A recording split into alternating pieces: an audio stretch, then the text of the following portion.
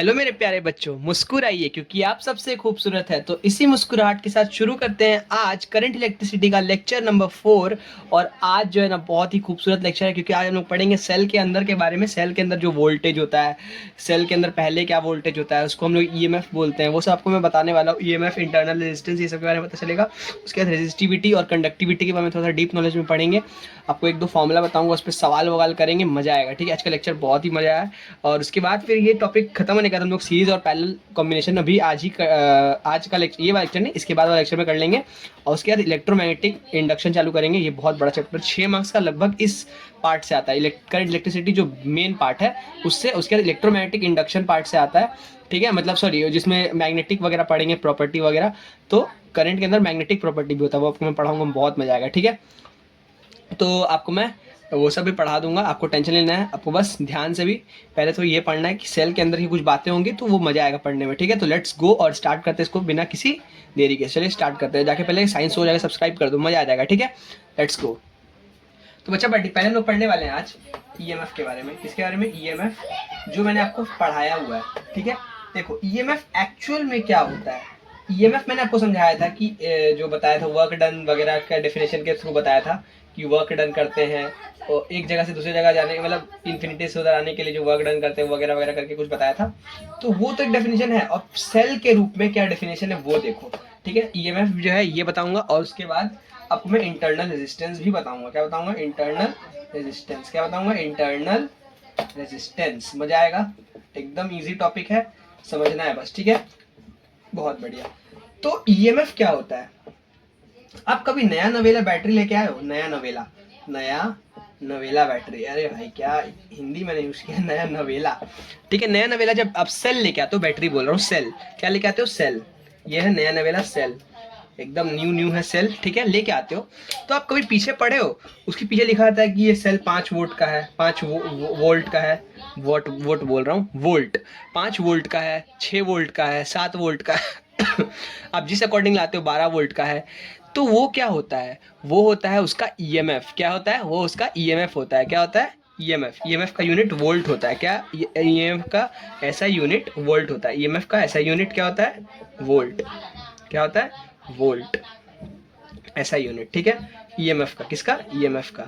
तो हम लोग यही पढ़ेंगे। ठीक है, तो ईएमएफ क्या होता है? ईएमएफ का डेफिनेशन ये है कि the potential difference between the two terminals of the cell when it is in open circuit. Open circuit मतलब सर्किट से कोई बैटरी अटैच नहीं है, मतलब उससे, मतलब ऐसे अगर बैटरी ले तो वो भी किसी तार से ज्वाइन नहीं है, मतलब ये भी ओपन सर्किट में है। क्लोज सर्किट में कब होगा? जब इससे हम जब यहाँ आगे पीछे एक तार से कनेक्ट कर देंगे तो वो क्लोज सर्किट हो जाएगा।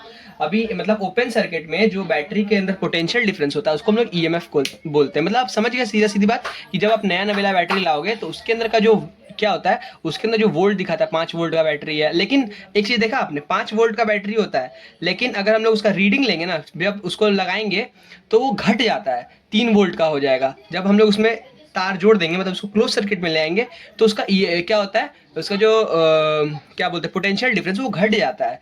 तो जो जो गायब हो गया उसी को कहते हैं उसी को कहते हैं, जो ईएमएफ जो गायब हो गया उसको हम लोग कहते हैं क्या?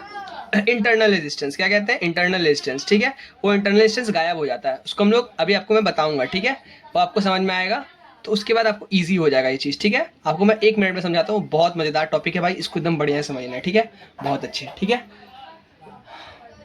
तो अच्छा बट यहाँ पे मैंने एक छोटा सा क्यूट सा ड्राइंग बना दिया। देखो यहाँ ड्राइंग का बहुत बड़ा मीनिंग है। ठीक है, तो मान लो 1 मिनट के लिए कि एक बैटरी था, उसको मैंने वायर से कनेक्ट भी कर दिया, उसमें कुछ रेजिस्टेंस, मतलब कुछ यहाँ पे मान लो एक बल्ब लगा, ये रेजिस्टेंस कुछ बल्ब का होगा 20 वोल्ट 30 वोल्ट जो भी है, 20 ओम 30 ओम वोल्ट बोल रहा हूँ, 20 ओम 30 ओम जो भी है। ठीक है, तो वो है। अब क्या हुआ कि जैसे ही मैंने बैटरी को कनेक्ट किया ना, तो यहाँ पे ईएमएफ था, मतलब मान लो ईएमएफ था 5 वोल्ट। ठीक है, लेकिन जब वोल्टेज हमने यहाँ पे जब इस दोनों के बीच में जो वोल्टेज निकला, मतलब पोटेंशियल डिफरेंस निकला, वो निकला 3 वोल्ट। तो ये 2 वोल्ट गायब कहाँ हो गया? ये 2 वोल्ट गायब कहाँ हो गया? सबके मन में यही क्वेश्चन होगा, 2 वोल्ट कहाँ गायब हो गया? गायब, गायब का स्पेलिंग क्या लिख दिया मैंने, 1 मिनट। गायब हो गया। किसी के मन में भी यही प्रश्न उठेगा कि ये कहाँ गायब हो गया? सीधी बात है, 2 वोल्ट कहाँ चला गया? तो अभी हम लोग वही फंडा समझेंगे। ठीक है, 1 मिनट। तो एक चीज अरे यार ड्राइंग क्यों मिटा दिया मैंने, 1 मिनट रुक जाओ, यहाँ फिर से एक बार ड्राइंग बनाते हैं, कोई बात नहीं।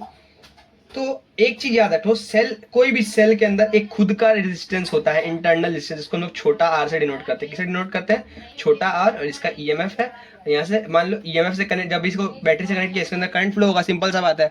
अब बैटरी से अगर, तार से अगर कोई भी बल्ब मतलब सेल से अगर सेल लिए, सेल है मान लो, और उससे एक तार से एक कनेक्ट करोगे बल्ब, मान लो ये बल्ब है, तो कनेक्ट किए इसको, तो क्या होगा, इसमें करंट फ्लो करेगा तभी ना वो जलेगा। तो करंट फ्लो किया, यहाँ पे मान लो बल्ब है, लेकिन वो बल्ब जलना चाहिए था 5 वोल्ट के उससे, लेकिन जल रहा है किसके? 3 वोल्ट के उससे, ठीक है।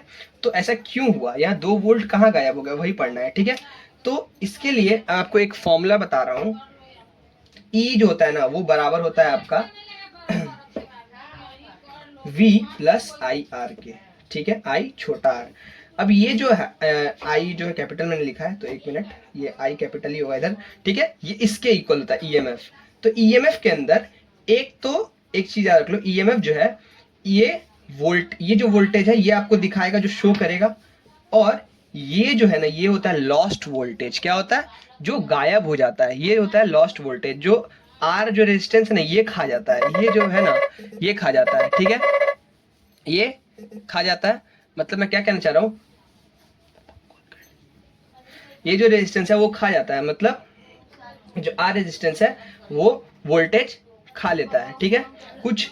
तो वही जो खा लेता है, उसके कारण 2 वोल्ट गायब हो गया। किसके कारण गायब हुआ? ये, इसी को हम लोग कहते हैं लॉस्ट वोल्टेज। क्या कहते हैं? लॉस्ट वोल्टेज, ठीक है। अब इस V का वैल्यू क्या होगा? इस V का वैल्यू होगा I इंटू आर होगा, सिंपल सा बात है। V इक्वल्स टू क्या फॉर्मूला पढ़े हम लोग? V equals to I R, ठीक है।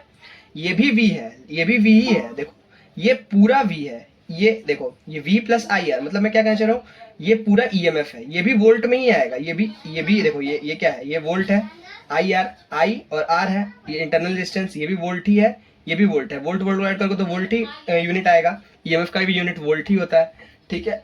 अब ये V equals to I R है। तो इससे मैं आपको एक और फॉर्मूला डिराइव करके दिखाता हूँ, वो देखो, 1 मिनट रुक जाओ। तो अच्छा बड्डी, अब हम इस V के जगह यहाँ पे ये जो लिया है मैंने, इसको मान लो मैंने एक इक्वेशन लिया, और ये मतलब ये दूसरा इक्वेशन नहीं, ये पहला इक्वेशन है, वो दूसरा इक्वेशन है, मान लो ये पहला इक्वेशन है, वो दूसरा इक्वेशन है। अब मैंने क्या किया, इस पहले इक्वेशन में ये V का वैल्यू पुट कर दिया, पुटिंग द वैल्यू, यहाँ पे छोटा सा लिख रहा हूँ, putting the value of V in equation. थोड़ा मैथ्स आ गया है, मेरे को पता है, थोड़ा सा समझना पड़ेगा। तो अब क्या होगा, E इक्वल्स टू V के जगह क्या बैठाएंगे, I R, capital I R, plus ये छोटा I और ये छोटा r। छोटा r क्या है? इंटरनल रेजिस्टेंस, और ये क्या है? रेजिस्टेंस ऑफ जो भी, मान लो बल्ब भी है, तो वो बल्ब का रेजिस्टेंस है, ठीक है। तो अब E लिया, E इक्वल्स टू क्या हो जाएगा, I common, R plus R, ठीक है, ये हो गया। अब हमको I निकालना है, I का एक फॉर्मूला मिल गया हम लोग को। क्या होगा इधर formula, E by R plus R, ये फॉर्मूला, ये भी एक फॉर्मूला है। 2-3 फॉर्मूला मैंने आपको दिखा दिया, एक ये फॉर्मूला तो इंपॉर्टेंट है ही, और एक ये formula, I equals to E by R plus छोटा r, I equals to E by R plus छोटा r। क्या लिखा मैंने formula, I equals to E by R plus छोटा r, ठीक है। ये फॉर्मूला भी बहुत ज़्यादा इम्पोर्टेंट है, ठीक है, इससे भी कुछ सम्स लग जाएगा हम लोग का, ठीक है। और आपको मेरे ख्याल से लॉस्ट वोल्ट भी समझ में आ गया होगा कि मतलब हम लोग जब ही ईएमएफ, जब क्या बोलते हैं, ईएमएफ किसको बोलते हैं, जब जो पोटेंशियल डिफरेंस, जब जो सेल है वो किस में है, ओपन सर्किट में, जब उसमें कोई भी तार वार कनेक्ट नहीं है। जब हमने तार कनेक्ट किया और उसे मान लो कोई हम लोग बल्ब कनेक्ट किए, तो हम लोग को कुछ और पोटेंशियल डिफरेंस, मतलब यहाँ पे होना चाहिए 5 वोल्ट, मतलब ये बैटरी है 5 वोल्ट का, ठीक है। मतलब जो हम जब दिखा रहा था, मतलब बैटरी के पीछे अगर हम लोग देखेंगे तो वहाँ लिखा रहता है 5 वोल्ट का बैटरी है या 10 वोल्ट का बैटरी है, तो 5 वोल्ट का बैटरी था। लेकिन जब रीडिंग लिए यहाँ पे, जब वोल्टेज यहाँ पे निकाले, तो यहाँ पे हम लोग को मिला 3 वोल्ट। क्यों ऐसा हुआ? क्योंकि यहाँ पे 2 वोल्ट क्या हुआ, लॉस्ट वोल्टेज के कारण चला गया। ये जो आर है ना, ये इंटरनल रेजिस्टेंस, वो खा गया। वो क्या किया, वो अपना ये अलग ले लिया, ये लेके खा गया, ठीक है। ये अपना लॉस्ट वोल्टेज जो हो गया, ये हम लोग को मिला ही नहीं, ठीक है। लॉस्ट वोल्टेज मतलब लॉस हो गया, तो उसी कारण हम लोग को यहाँ पे कुछ अलग पोटेंशियल डिफरेंस दिखाया, ठीक है, जिसको हम लोग V से डिनोट करते हैं। जो अलग पोटेंशियल डिफरेंस दिखाया उसको हम लोग V से डिनोट करते हैं। और जो सेल का खुद का है, मतलब जो हम लोग को पैकेट के पीछे लिखने को मिल रहा है या फिर सेल के ऊपर लिखा आता है, उसको कहते हैं EMF, ठीक है। जब क्लोज सर्किट में नहीं है तब, जब ओपन सर्किट में है तब। ठीक है, समझ में आ गया? समझ में आ गया? बहुत अच्छे, बहुत अच्छे। ठीक है, अब मैं आपको समझाता हूँ रेजिस्टिविटी और कंडक्टिविटी। एकदम इजी है, समझना है, बस ध्यान से सुनो। ठीक है, और एक चीज याद रखना, जो ईएमएफ है, ईएमएफ हमेशा बड़ा होगा वोल्टेज से, सीधी बात है कि नहीं? वोल्टेज मतलब क्या, ये जो वी से हमेशा ईएमएफ बड़ा होगा कि नहीं? होगा ही, सिंपल सा बात है, कभी इक्वल हो ही नहीं सकता, क्योंकि इसके अंदर का जो इंटरनल रेजिस्टेंस है हमेशा वोल्टेज खा ही जाएगा, लॉस्ट वोल्टेज इसके कारण मिल जाएगा। तो ईएमएफ हमेशा बड़ा होगा किससे? वोल्टेज से। ठीक है, ये भी चीज याद रखना है बढ़िया से। तो अब इसके बाद हम लोग जो नेक्स्ट चीज करेंगे वो आपको बताता हूँ, रेजिस्टिविटी और कंडक्टिविटी। बहुत इजी से एकदम समझ में आ जाएगा। ठीक है, बहुत बढ़िया। तो बच्चा पार्टी, अभी तक हमने पढ़ा था रेजिस्टेंस के बारे में। क्या पढ़ा था? रेजिस्टेंस। रेजिस्टेंस क्या होता है? जो करंट फ्लो को क्या करे? अपोज करे, उसको हम लोग रेजिस्टेंस बोलते थे। ठीक है, एक मिनट के लिए, रेजिस्टेंस क्या होता है? वही ना होता है जो रेजिस्ट करे। ठीक है, यही होता है। अब हम लोग पढ़ेंगे रेजिस्टिविटी, जो रेजिस्टेंट के ऊपर ही पूरा डिपेंडेंट होता है, और इससे हम लोग बहुत कुछ सीखेंगे। ठीक है, रेजिस्टिविटी क्या है? देखो, जो रेजिस्टिविटी होता है ना, रेजिस्टेंस, रेजिस्टेंस दो चीज पे डिपेंड करता है। रेजिस्टेंस को हम लोग आर से नोट करते थे, resistance V equals to I R. ठीक है, ये हम लोग फॉर्मूला पढ़े थे ओहम्स लॉ से, और यहाँ R कांस्टेंट था, तो V जो ये R, ये तो कांस्टेंट है। ठीक है, R यहाँ पे कांस्टेंट है, ओहम्स लॉ में कांस्टेंट होता है R। ठीक है, R जो है प्रोपोर्शनलिटी, जब प्रोपोर्शनलिटी हटाए थे तब ना आया था ना R। ठीक है, तो उसी लिए, तो अब R का हम लोग को एक्चुअल जो है फॉर्मूला मिलेगा, जिससे हम लोग R निकाल सकते। ये भी, ये नहीं बोल रहा हूँ मैं कि इससे नहीं मिलेगा आपको आंसर, लेकिन यहाँ पे रेजिस्टेंस कांस्टेंट था। ठीक है, अब हम लोग रेजिस्टेंस को यहाँ पे थोड़ा सा अब अलग रूप से यूज करने वाले हैं। ठीक है, अब देखो वो क्या है। ठीक है, एक मिनट, तो मैं आपको वो बताता हूँ। ठीक है, तो R ना कि V, मतलब R कहीं से भी V और I पे डिपेंड नहीं करता है। इसके अकॉर्डिंग ओहम्स लॉ में R तो कांस्टेंट है, तो ये V और I पे डिपेंड कैसे करेगा? नहीं कर सकता। ठीक है, तो ये डिपेंड किस पे करता है वो अब पता चलेगा। तो रेजिस्टेंस दो चीज पे डिपेंड करता है। किस किस चीज पे? रेजिस्टेंस डिपेंड्स ऑन, आप लोग नोट्स बनाते रहो, ऑन क्या क्या चीज, कॉपी वगैरह खोले हो कि नहीं, कि बस मेरा लेक्चर देख रहे हो? नहीं, कॉपी वगैरह खोल के एकदम मस्त। हाँ, रेजिस्टेंस दो चीज पे डिपेंड करता है, एक तो है एरिया और दूसरा है लेंथ। किस पे? दो चीज पे, एक एरिया और लेंथ। ये दोनों चीज किसका है? कंडक्टर का। किसका? कंडक्टर। अब मान लो कंडक्टर आपने लिया, कुछ ऐसा कंडक्टर है। ठीक है, 2 मिनट के लिए पाइप जैसा कंडक्टर समझ लो। अरे मान लो ये वायर है। ठीक है, इसका मान लो कुछ एरिया होगा, सिंपल सा बात है, ये एरिया है। ठीक है, एरिया है, और ये इसका लेंथ है। ठीक है, ये एरिया है, क्रॉस सेक्शन एरिया A, और इसका लेंथ है L। ठीक है, ये है A और ये है L। ठीक है, बहुत अच्छे। तो अब हम लोग जब देखें कि रेजिस्टेंस कैसे डिपेंड कर रहा है, देखो R जो एरिया पे डिपेंड कर रहा है इनवर्सली प्रोपोर्शनल। कैसे? R एरिया पे इनवर्सली प्रोपोर्शनली डिपेंड कर रहा है, और लेंथ पे डायरेक्टली प्रोपोर्शनल। ठीक है, मतलब क्या हुआ कि ये 1 है। ठीक है, और ये समझ में आ गया। R जो है इनवर्सली प्रोपोर्शनल किसके है? एरिया के, क्रॉस सेक्शनल एरिया के, और जो है डायरेक्टली प्रोपोर्शनल लेंथ के। अब देखो, मतलब मैं ये बताना चाहता हूँ कि अगर आप एरिया बढ़ाओगे तो रेजिस्टेंस घट जाएगा। मतलब आप इसका एरिया बढ़ा दोगे तो सिंपल सा बात है, करंट कहीं से भी फ्लो कर जाएगा, रेजिस्टेंस कम हो जाएगा, है कि नहीं? सीधा बात है। आप सोचो ना 2 मिनट के लिए कि अगर हम लोग एरिया बढ़ा देंगे किसी चीज का, तो करंट को तो जगह मिल जाएगा फ्लो करने के लिए, रेजिस्टेंस कम हो जाएगा। ठीक है, अब हम लोग लेंथ बढ़ा देंगे, मतलब लेंथ बढ़ाएंगे तो क्या होगा? एरिया, सीधा बात है, घटेगा। सीधा बात है, आप इसको मान लो एक उसके तरह, डो के तरह। तो डो क्या होता है, जब आप लेंथ बढ़ाते हो डो में, तब क्या होता है कि वो पतला होता जाता है। तब ये क्या हो जाएगा? थोड़ा और पतला हो जाएगा, कुछ इस टाइप का हो जाएगा, थोड़ा लंबा सा पतला सा हो जाएगा। तो क्या होगा? रेजिस्टेंस बढ़ जाएगा। ठीक है, लेंथ बढ़ाने से रेजिस्टेंस बढ़ता है, लेकिन एरिया बढ़ाने से रेजिस्टेंस घटता है, क्योंकि ये इसका इनवर्सली प्रोपोर्शनल है और इसके डायरेक्टली प्रोपोर्शनल है। ठीक है, तो ये चीज दोनों समझ में आ गया कि लेंथ घटाने बढ़ाने से कैसे होता है, इस पर भी सवाल आता है। ठीक है, आपको मैं कुछ और बताऊंगा, अब इससे रेजिस्टिविटी का टर्म निकालेंगे। ठीक है, बहुत अच्छे। थोड़ा जगह कम होने के कारण मैं मिटा के करना पड़ रहा है, लेकिन कोई बात नहीं। तो R जो है इनवर्सली प्रोपोर्शनल है A के, पहला चीज मिला। दूसरा चीज क्या है? R डायरेक्टली प्रोपोर्शनल है L के। ठीक है, अब दोनों को जब जॉइंट लॉ ऑफ वेरिएशन से जोड़ेंगे तो अपने को क्या मिलेगा? R is proportional to L upon A मिलेगा कि नहीं? ये मिलेगा दोनों से, 1 और 2 से 3 ये मिलेगा। ठीक है, तो जब हम लोग इसको हटाएंगे ना तब हम लोग को एक कांस्टेंट मिलेगा जिसको हम लोग को बोलते हैं रो, और ये रो ही है, ये रो ही है रेजिस्टिविटी, यही है रेजिस्टिविटी, रेजिस्टिविटी। ये एक फॉर्मूला मिल गया अपने को, R equals to rho L by A. यहाँ लिख देता हूँ मैं साफ साफ, R equals to rho L by A. यहाँ रो क्या है, रेजिस्टिविटी ऑफ द मटेरियल। अब आपका, आप जैसा मटेरियल लोगे, आप कॉपर लिए उसका रेजिस्टिविटी अलग होगा, ठीक है। जैसा मटेरियल लोगे, ये किसका है, ये resistivity of the material, resistivity of material. अब कैसा मटेरियल लोगे आपके ऊपर है, सबका रेजिस्टिविटी अलग अलग होता है, ठीक है। लेंथ, ये लेंथ है, लेंथ है, लेंथ ऑफ द कंडक्टर, ठीक है। ये है एरिया ऑफ द कंडक्टर, और ये तो पता ही है क्या है, रेजिस्टेंस, ठीक है। ये एक फॉर्मूला मिल गया अपने को कि R equals to rho L by A. कुछ किसी को तो रो भी नहीं पता होगा, रो ऐसे लिखा जाता है, देखो रो ऐसे भी लिख सकते हो, ऐसे, सॉरी, एक तो कुछ लोग ऐसे लिखते हैं, जैसे मैं ऐसे लिखता हूँ, और कुछ लोग पी जैसे लिखते हैं। रुको दिखाता हूँ कैसे लिखते हैं, एक मिनट, कुछ ऐसे करके, ठीक है, कुछ ऐसे भी लोग लिखते हैं।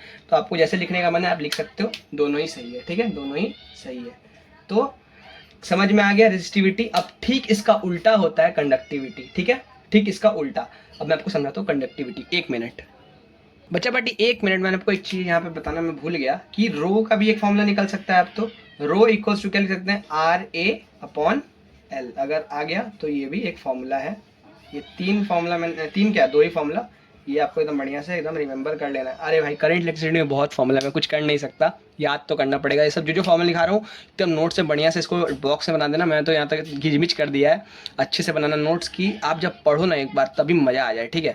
थोड़ा आज का वीडियो लंबा होगा, कंडक्टिविटी बताना है तो 20 मिनट का वीडियो जा सकता है, और मेरे को उसके बाद एक और वीडियो रिकॉर्ड करना है, ठीक है, कि आपको जल्दी जल्दी क्वालिटी कंटेंट मिले और मज़ा आए, ठीक है। तो यहाँ तक समझ में आ गया होगा, बहुत बढ़िया। एक मिनट में आपको कंडक्टिविटी को दिखाता हूँ कैसे क्या है।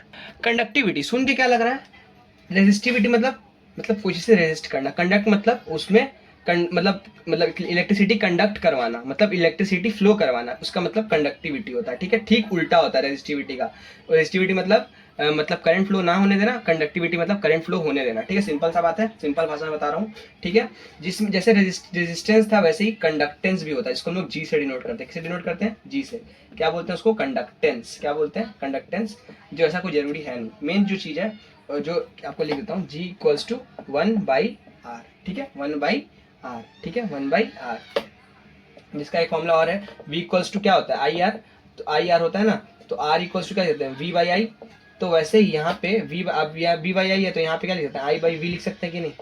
जो थोड़ा दिमाग लगाओ, ये उल्टा है ना, तो उल्टा लिख दिए, i/v, g equals to i/v, ये होता है फॉर्मूला। ये फॉर्मूला लिख लो, g इक्वल्स टू i/v। एक मिनट रुक जाओ, G equals to I/V। I क्या है, करंट, और V क्या है, वोल्टेज, पोटेंशियल डिफरेंस, ठीक है। ये समझ में आया। अब जो मेन चीज़ है वो है कंडक्टिविटी। कंडक्टिविटी बताता हूँ, उसको हम लोग रो से डिनोट करते हैं। किससे डिनोट करते हैं, रो से। इसको रो से डिनोट करते हैं, और इसको सॉरी इसको डेल, क्या इसको बोलते हैं यार, ठीक है, रहने दो, रुको। इसको जो भी चीज़ से डिनोट करते हैं, मैं भूल रहा हूँ थोड़ा सा, सिग्मा। ये सिग्मा है, ठीक है। और ये रो, सॉरी ये रो है, ये रो है, और ये है सिग्मा, ठीक है। सिग्मा इक्वल्स टू होता है 1/रो, मतलब ठीक किसका उल्टा, किसका उल्टा होता है ये होता है रेजिस्टिविटी का उल्टा। 1/रेजिस्टिविटी इक्वल्स टू 1/रेजिस्टिविटी भी लिख सकते हैं, सिंपल सा बात है। क्या है ये कंडक्टेंस है, सीधा बात, ठीक है। अब ये इसका फॉर्मूला क्या हो गया, L/R/A, row equals to L/R/A। या फिर आप ये भी एक formula, rho equals to sigma equals to 1/रो, और सिग्मा इक्वल्स टू L/RA। ये क्या है, ये हम लोग को फॉर्मूला पता है ना, रो इक्वल्स टू RA/L है, पता था, पिछला मैंने लिखा है, देख लो पीछे अगर आपने लिखा है, जहाँ भी पीछे मैंने डैश करवाया था ना इससे पहले, तो ये फॉर्मूला था ना, इसी का उल्टा कर दिए, बस L/RA लिख दिए, ठीक है, उल्टा कर दिए, सीधा बात है, ठीक है। अरे सीधा बात है, रेजिस्टिविटी मतलब करंट फ्लो ना करवाना, कंडक्टिविटी मतलब करंट फ्लो करवाना, सीधा बात है, समझ में आ गया, बहुत अच्छे। अब मेरे को कुछ चीज़ है वो बता दूंगा बाद में, थोड़ी देर बाद। और ये 20 मिनट का वीडियो बन चुका है, बहुत लंबा वीडियो हो चुका है, तो आज का वीडियो करते हैं यहीं एंड, ठीक है, आज का वीडियो यहीं एंड करते हैं। तब तक के लिए सी यू, टाटा, बाय। चैनल को जाके सब्सक्राइब कर दो और ऐसे ही क्वालिटी कंटेंट के लिए बस वीडियो को लाइक कर दो, मज़ा आ जाएगा, ठीक है। मोटिवेशन मिलता है यार, लाइक कर दिया करो, ठीक है। बहुत अच्छे। तब तक के लिए सी यू, टाटा, बाय।